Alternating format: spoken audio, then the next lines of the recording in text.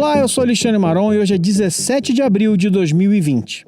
Esse é o Zap 60, um programa para quem tem mais de 60 anos e quer se proteger da pandemia de Covid-19, a doença causada pelo novo coronavírus.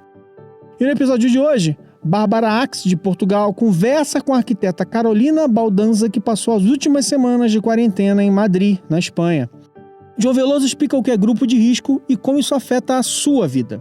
Igor Lemes atualiza os números e Luiz Melo esclarece se uma notícia sobre autoavaliação da Covid-19 teria alguma base e explica por que certas notícias sobre o sucesso da hidroxicloroquina são muito furadas. A gente não sabe como esse episódio chegou até você, mas estamos disponíveis em todos os aplicativos de podcast. A central de informações sobre o nosso podcast é o site www.zap60.com.br. Temos o grupo no Facebook, basta procurar por Zap 60 e você acha a gente. Você pode mandar uma mensagem para a gente pelo WhatsApp no telefone 11 981 840 398. A gente manda uma mensagem de volta com um link para o grupo de WhatsApp em que você vai receber várias opções para ouvir o programa. E por fim, você ainda tem um e-mail para mandar uma mensagem para a gente. contato@zap60.com.br. Combinado? O Zap 60 é um trabalho colaborativo. Uma série de pessoas talentosas está doando seu tempo para informar você. A gente sabe que nem todo mundo sabe acessar um podcast, mas se você sabe como, pode ajudar compartilhando os links com seus conhecidos que estejam nos grupos de risco. A gente acredita que informação protege as pessoas. Aliás, a gente acredita tanto que informação protege que eu fiquei fascinado com o serviço que eu descobri no outro dia, o boletim diário Corona News, distribuído diariamente pelo WhatsApp. Quem criou ele foi a jornalista Camila Feltrin. Olá, meu nome é Camila Feltrin, eu sou jornalista, tenho 28 anos e há mais ou menos um mês tenho feito o Corona News. É uma Zap Letter com cerca de 10 notícias que reúnem aí as principais informações do dia sobre a pandemia aqui no Brasil e no mundo. E também desmentidas de fake news. Por que eu fiz isso? Sou jornalista, sou freelancer, trabalho com notícia o dia todo, fico lendo coisas o dia todo. Percebi que as pessoas da minha família, minha mãe, minha avó, minha tia, meu tio, estavam caindo aí nessas coisas que chegam no WhatsApp deles, assim, umas coisas absurdas. E falei, já que eu sei que tudo isso é mentira, vou fazer aqui vou reunir aqui numa mensagem de WhatsApp e mandar para as pessoas que eu mais amo, né? Para elas não caírem aí na mentira. Mandei para eles, mandei para alguns amigos próximos. E os amigos próximos também gostaram e mandaram para seus familiares. Quem gosta de ler isso? Eu vejo dois públicos. As mães das minhas amigas, as mães e tias das minhas amigas, são umas mulheres mais velhas, assim. A maioria é mulher, embora tenha homem, mas a maioria é mulher. E as minhas próprias amigas e pessoas... Eu tenho 28 anos, pessoas mais ou menos da minha idade, assim, né? Mas, assim, pessoas que se preocupam com o que tá acontecendo, mas elas não ficam o dia todo lendo notícias. Para assinar Corona News, você manda uma mensagem com a palavra OI pelo WhatsApp para 11 95960 0372 e aí segue as instruções, tá bom? Bom, todo dia de pandemia parece uma semana, né? Ou seria mais. É curioso porque quem tem a sorte de poder estar abrigado nas tocas, nas nossas casas, né? Tudo parece se mover mais devagar, mas se você liga a TV... ou então vai ler as notícias no site, você percebe que tem muita coisa acontecendo e os números se multiplicam. O número de contaminados e mortos está dobrando a cada 5 dias. No Brasil, a gente teve um drama adicional. O país se tornou a única grande democracia do Ocidente a se complicar num único item que isso não podia acontecer. O presidente da República e o ministro da Saúde não se entenderam. De fato, todas as outras grandes democracias tomaram medidas de restrição ou isolamento social. E nós aqui do Zap 60 apoiamos essa medida. É porque ela é recomendada pela Organização Mundial de Saúde e por todas as autoridades de saúde dos principais países do mundo. Alguns líderes, como a Angela Merkel, a chanceler da Alemanha, explicaram muito bem, com muita clareza para a população deles a situação. A gente precisava parar para dar tempo ao sistema de saúde de cuidar de quem for ficando doente, com a doença se espalhando com uma velocidade menor. Outros, como o Donald Trump, começaram a crise dizendo que ia passar, que estava tudo sob controle, que era um exagero. E aí hoje estão diante de dezenas de milhares de mortos e centenas de milhares de contaminados. A resposta do Trump foi parar o país. O tempo não volta, os governos da Itália e da Espanha sabem disso muito bem. Mas nós estamos torcendo para que o Brasil consiga acertar o passo. Enquanto isso, queremos te dar suporte para se proteger na pandemia. Conta com a gente. Vamos aos números atualizados pelo Igor Lemes, direto de Belo Horizonte. No Brasil, hoje foram 217 novas mortes por Covid-19 nas últimas 24 horas. E o total é de 2.142. O número de casos confirmados é de 33.682, segundo o Ministério da Saúde. Foi um aumento de 11% dos óbitos e 11% dos casos confirmados em um dia. Até agora, mais de 70% dos óbitos ocorreram em pessoas com mais de 60 anos. Lembrando que existem muitos fatores de risco, como doenças cardíacas, diabetes, doenças respiratórias ou neurológicas, assim como problemas de imunidade. Ter mais de 60 anos já enquadra uma pessoa como um grupo de risco, tendo ou não uma dessas doenças agravantes. Luiz Henrique Mandetta foi demitido do cargo de ministro da Saúde. Em seu pronunciamento, pediu que todos nós façamos uma defesa do SUS, da vida e da ciência. Complementou ainda que não estamos livres do pico de ascensão da doença e que nosso sistema de saúde ainda não está preparado para termos mais casos.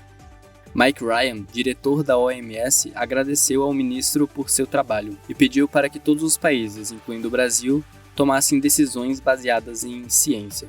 No cargo, Mandetta, que é médico, foi enfático na necessidade do isolamento social para combater a Covid-19, algo recomendado pela Organização Mundial da Saúde, e realizada com sucesso em muitos países, dentre eles Alemanha, Áustria e China. Em contraponto, o presidente acreditava que deveríamos continuar com as atividades e restringir a circulação somente de idosos e grupos de risco, medida que não funciona no combate a uma epidemia. No mundo, já são mais de 2.200.000 infectados e mais de 150 mil mortos pela doença, sendo que os Estados Unidos seguem como o país com o maior número de mortes, totalizando mais de 36 mil. A Espanha está com um pouco mais de 19 mil mortes. Apesar das medidas adotadas até o momento por ambos, o número de infectados segue tendo aumento. Por outro lado, países como a Itália e Reino Unido têm apresentado melhoras, principalmente em frear o aumento do número de novos casos da doença, através de quarentena total, ou seja, a proibição de saída às ruas. Pois é, 217 mortos em um dia. Algumas semanas atrás, quando a gente começou a ver esses números crescendo na Itália, na Espanha, na França, nos Estados Unidos, depois a gente foi ficando abismado, achou um absurdo e tal. Uma coisa que me assusta é pensar que a gente está com 217 mortos por dia e as pessoas ainda não se alarmaram o suficiente. Tem muita gente querendo voltar para a rua e se arriscar e se expor. A gente precisa ter calma. Fiquem em casa. Lá em Portugal, a jornalista Bárbara Axt conta pra gente o que está acontecendo na Europa e ela conversa hoje com uma brasileira que está lá em Madrid, né, lá na Espanha, e que passou as últimas semanas em casa quietinha, no meio do caos que se instalou no país. Vamos ouvir. Hoje eu conversei com a Carolina Baldanza, que é arquiteta e mora na Espanha, um dos países europeus mais afetados pelo coronavírus. E aí, Carol, como estão as coisas por aí? Aqui em Madrid, a gente já está no que eles chamam de estado de alarme há 5 semanas, na verdade em toda a Espanha. A população está respeitando bastante. Desde que começou, a gente viu que ficou realmente todo mundo em casa. Aqui, diferente de outros países da Europa, o estado de alarme está um pouco mais severo, porque a gente não pode nem sair para fazer atividade física na rua e nem passear com as crianças. É apenas ir para supermercado, farmácia, hospital, é claro, ir trabalhar se o seu trabalho não permite que você trabalhe de casa. E quais são as maiores dificuldades no dia a dia? Eu vejo que as pessoas estão com bastante medo. As pessoas estão com medo de pegar transporte público, estão com medo de ir ao supermercado, inclusive, estão pedindo mais compra online, esse tipo de coisa. E você vê até que para fazer compra online No supermercado está muito difícil, você não consegue fazer uma compra hoje que chegue nos próximos 3 dias. Normalmente você compra hoje e vai chegar daqui a 1 semana, 10 dias. Tá bem complicado esse tipo de coisa. Como a gente tem um filho pequeno de 3 anos, acaba sendo um pouco complicado porque ele ainda não entende que a mãe e o pai não podem ficar brincando com ele, a gente tem que trabalhar. Então, muitas vezes, a gente tem que se revezar, eu e meu marido. Então, se eu tenho uma reunião, meu marido acaba ficando mais com o nosso filho. Se ele tem uma reunião, fico eu. E muitas vezes a gente acaba tendo que entrar pela madrugada para fazer o que tem que ser feito nos trabalhos. E eu tô conversando com algumas pessoas, tá todo mundo sentindo a mesma pressão. Parece que a gente tá trabalhando mais do que a gente trabalhava antes, ou com mais pressão do que a gente trabalhava antes. É complicado ter que gerenciar essas questões dentro de casa, e com criança e tudo, e ainda ter que dar 150% no trabalho, né? Fica bem complicado. E o clima tá de medo, assim, das pessoas, de serem demitidas, de não ter emprego daqui pra frente. Essa questão tá um pouco complicada. Tem alguma perspectiva de que as regras de confinamento sejam um pouco relaxadas agora? Agora, o governo começou a distribuir máscaras em algumas estações de metrô desde segunda-feira. Teoricamente, esse estado de alarme vai ficar até o dia 11 de maio. Mas o que se comenta é que muito provavelmente vai continuar depois disso. Tem uma pressão muito grande de psicólogos e pediatras pressionando o governo para que as crianças possam começar a sair por 1 hora por dia, que seja perto de casa, para poder correr um pouco, pegar um pouco de sol, porque vejo que tem muita criança que está sofrendo muito com isso. Tem criança apresentando crise de ansiedade e tudo. O meu filho, que é pequenininho, pede todos os dias para sair, andar de patinete ou jogar bola na rua. E ele não entende por que ele não pode sair. Então, a gente está esperançoso que o governo comece a permitir que as crianças possam sair um pouquinho para correr um pouco. E como está a situação do sistema de saúde espanhol? O sistema de saúde aqui é muito bom e está indo bem, claro, na medida do possível. Claro que os hospitais estão lotados, tem CTI lotado, mas eles estão conseguindo manejar isso muito bem. Existe um site, um número do coronavírus, que se você tem algum sintoma, você entra em contato com esse número e eles te monitoram. Aí, se for o caso, eles te encaminham para algum centro de saúde e aí você faz o teste. Muito obrigada pelas informações, Carol. A gente está torcendo para as coisas melhorarem aí em Madrid o mais rápido possível. Boa, Bárbara. Bom saber que as pessoas estão começando a ver uma luz no fim do túnel, né? Olha, o Luiz Melo vai explicar pra gente que uma certa notícia sobre uma história de autoavaliação de Covid-19 é cheia de furos. Hoje eu trouxe para vocês 2 fake news. A primeira fala o seguinte: o coronavírus pode não mostrar sinais de infecção por muitos dias, e que especialistas de Taiwan teriam criado uma autoavaliação muito simples, que consiste em respirar fundo e prender a respiração por mais de 10 segundos. Se você completar sem tossir ou sem desconforto, isso prova que não há fibrose nos seus pulmões, indicando que não há infecção e, portanto, você não tem coronavírus.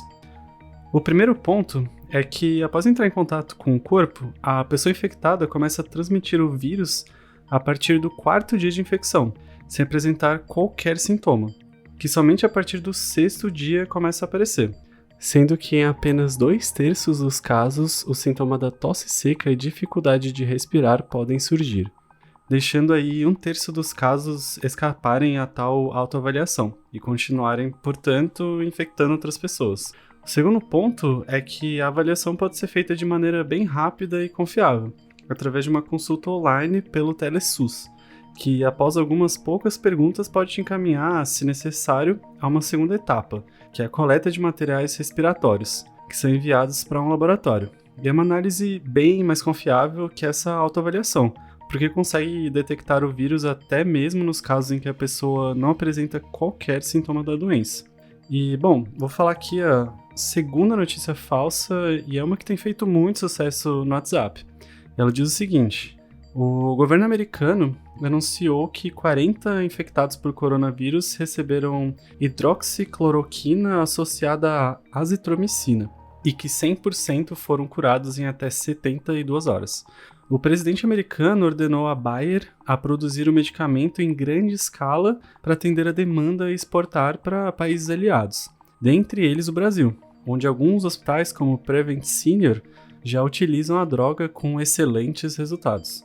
Bom, primeiro ponto é que a suposta notícia afirma que 100% dos infectados foram curados.